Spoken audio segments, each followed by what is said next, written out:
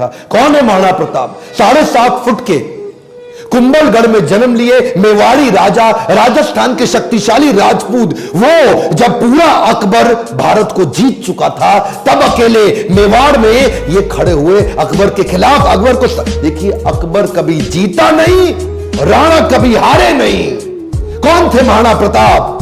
जब हल्दी घाटी का युद्ध हुआ था 80,000 की सेना थी अकबर की, 15,000 की सेना थी महाराणा प्रताप की।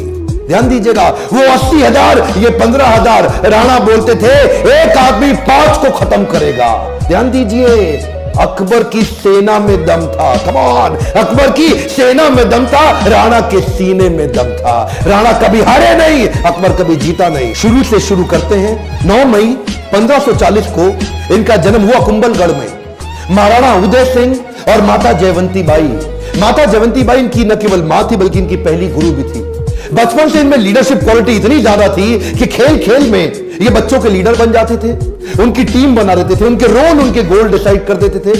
और उसी समय अस्त्र शस्त्र, पूरी आर्मी की, मिलिट्री आर्मी की पूरी ट्रेनिंग ले ली इन्होंने। परिवार में कई लोग थे। सिसोदिया वंश में बप्पा रावल, राणा हमीर, राणा सांगा, राणा प्रताप, लेकिन महाराणा केवल राणा प्रताप को बोला गया। महाराणा प्रताप अकेले पड़ गए, लेकिन भीलों की सेना बनाई। वो जो जंगली भील होते हैं उनकी मदद ली, उनको ट्रेन किया। ये हारे नहीं कभी। महाराणा प्रताप वो आते थे, इनको पर अटैक करते थे। थोड़े दिन के लिए महाराणा प्रताप इधर उधर निकल करके फिर दोबारा नई सेना बना के फिर खड़े हो जाते। देखिए, ना तो ये महाराणा प्रताप को मार पाए, ना ही उसको पकड़ पाए। महाराणा प्रताप हर बार बाउंस बैक करते थे। महाराणा प्रताप शरीर से इतने ताकतवर, 7.5 फुट की उनकी हाइट, 70 किलो का उनका कवच, 10-10 किलो के जूते, 10-10 किलो की तलवार, 80 किलो का भाला। बहलोल खान को कैसे काट डाला? कौन था बहलोल खान? ये थे अकबर का सबसे बड़ा सेनापति जो हल्दी घाटी के युद्ध में आया था।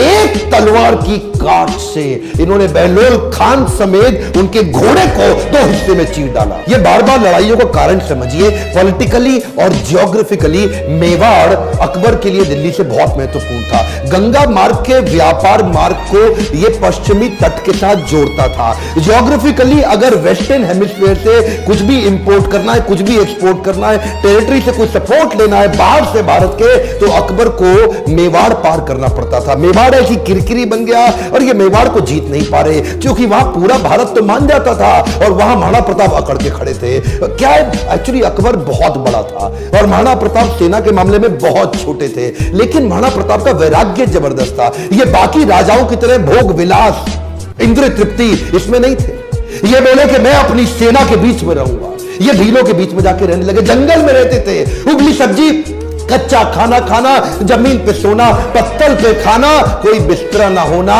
सर पे छाता नहीं, पैरों में जूता नहीं, आम जीवन जीना उनके साथ। और तभी भील, जितने भील लोग वहां के हुआ करते थे, जंगली आदिवासी, वो उनके साथ जुड़ गए।